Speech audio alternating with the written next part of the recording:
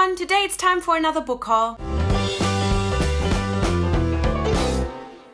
So as always, I have some used books and some new releases, and I'm just gonna show them to you. I'm gonna start with the used books, and then at the end I have my 3 new releases. So I actually did 2 used book orders in the last couple of weeks because I had to get 2 plays, and the first one I got a couple of weeks ago, and then the other one I got a little bit later because I wasn't yet sure what I was gonna do for my acting class. But yeah, so I have 2 orders. I'm just gonna put them together, but I just want to show you the plays. The first one is Who's Afraid of Virginia Woolf by Edward Albee and Die Heirat by Nikolai Gogol. This is originally a Russian play, so that's why I don't know the English title. But yeah, I bought these 2 plays. I read these 2 plays for my acting class.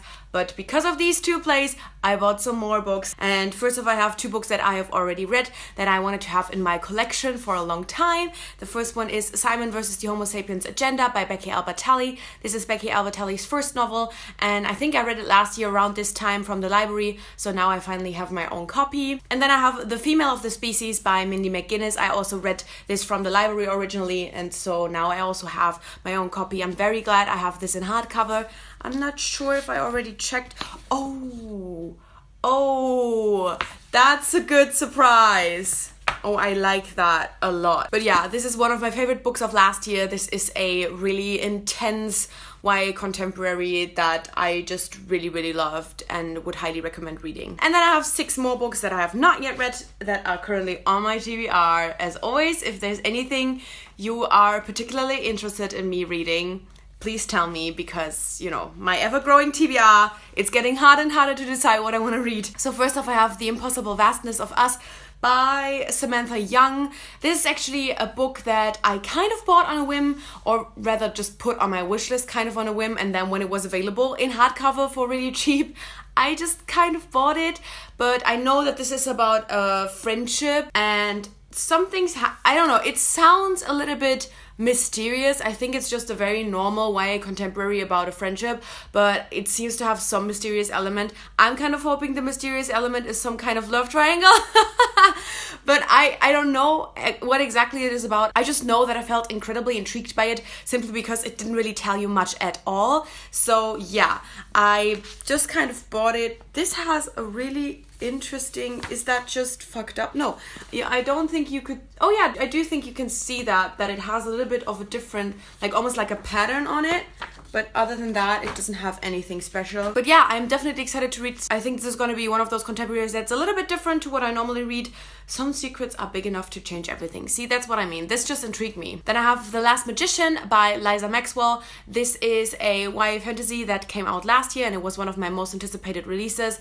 And I already saw the sequel on Edelweiss, so I'm kind of thinking I might want to read this soon so I can request the sequel. But I don't know. I'm once again saying things that are probably never gonna happen. But yeah, I really like everything about this. It's so floppy. I wasn't really sure if I liked the cover, but seeing it in its real form, I really love it. I think it's such a cool cover. It's such a Slytherin kind of cover. I completely forgot what this was about, but I know this was one of those YA fantasies that I was just kind of interested in. I don't think it's something very special. I think it's one of those more generic kind of YA fantasy books, but have I ever been bothered by that before? Not at all. Then I have The Long Way to a Small Angry Planet by Becky Chambers. This is the first book in a science fiction trilogy, I want to say. I'm pretty sure it's a trilogy, and I think the 3rd book might actually come out this year, although I think it's also like kind of companion novels. Anyway, I also don't really know all that much about this, but I think definitely this is queer. I'm pretty sure this is queer. I just know everybody loves this, and I just know that this is one of the few science fiction novels that's actually really interested me, so I bought it. I feel like I'm just getting worse with knowing any kind of synopsis. And then I have Glitter by April Lynn Pike, and this is a YA dystopian, and I don't think I've been this excited for a dystopian in a super long time. This is, I think, a trilogy as well, but I don't think that, or maybe it's a duology. This takes place in the Palace of Versailles, where the people that are inside are still acting like it's the 18th century, whereas outside it's modern day and our times, but inside the palace it's 18th century and the people are still acting the same way. They are living in the same conditions. That's all I know about it, quite honestly. But that concept has me so intrigued. It sounds fucking fantastic and I absolutely love this cover. This intrigues me so much. This sounds like such a good, different kind of concept. Let's see if something's on the hot. Oh, I love this color. Oh my god. This color is absolutely gorgeous.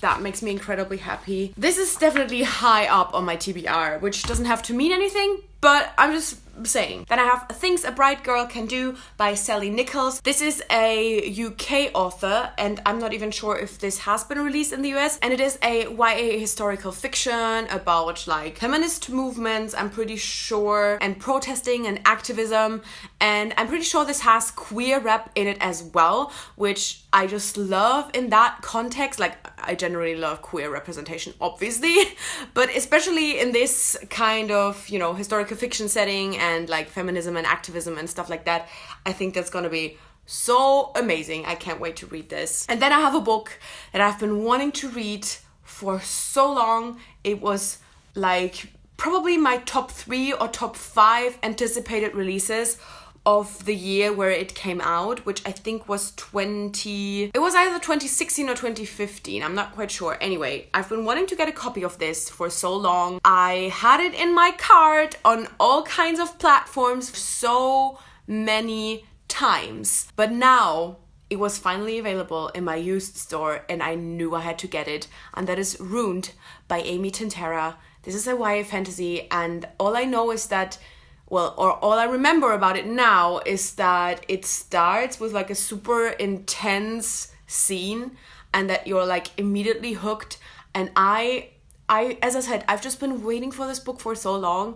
I've just been wanting to read it for so long. I kept looking in the library if they have it. I'm so glad I finally have this. This is definitely gonna get read in the next, let's say, 3 months.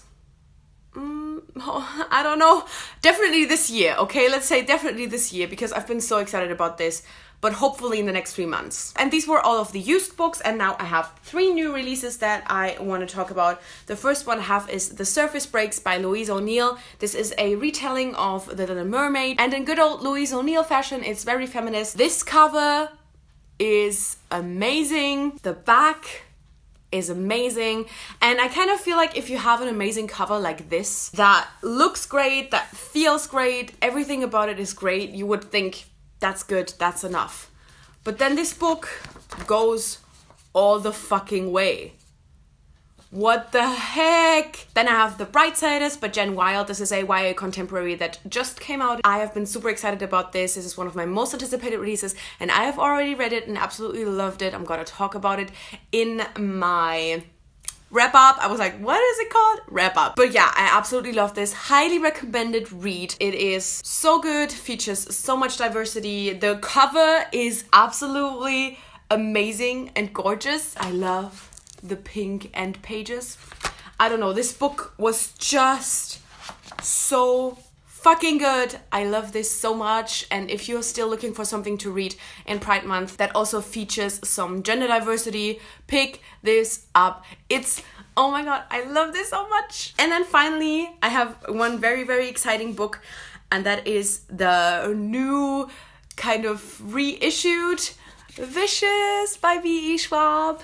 And yes, I already have the old hardcover, but I could not get this one because it is gorgeous, because I love Victoria Schwab, because I love Vicious. I just, the spine with the little skull on it, whew, it's so satisfying to me. I am just so happy. This cover, what the fuck? And I'm also probably gonna get the UK hardcover if I'm quite honest. But anyway, I am so happy. I love this. It feels so nice as well. I wish you could feel it. I'm so happy I have this. You know what? Once again, I kind of thought I just had like a small book haul, and it's definitely smaller than some of the other ones I had.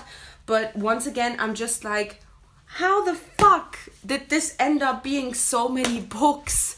It is ridiculous. So yeah, these are all of the books that I bought in the last couple of weeks. As I said, let me know if there's any in here that you'd be particularly interested in hearing about, except for the ones that I've already read. And yeah, if there's in general anything in here that you read that you really loved or didn't like, just let me know. And thank you so much for watching. I guess I'll see you soon. Bye!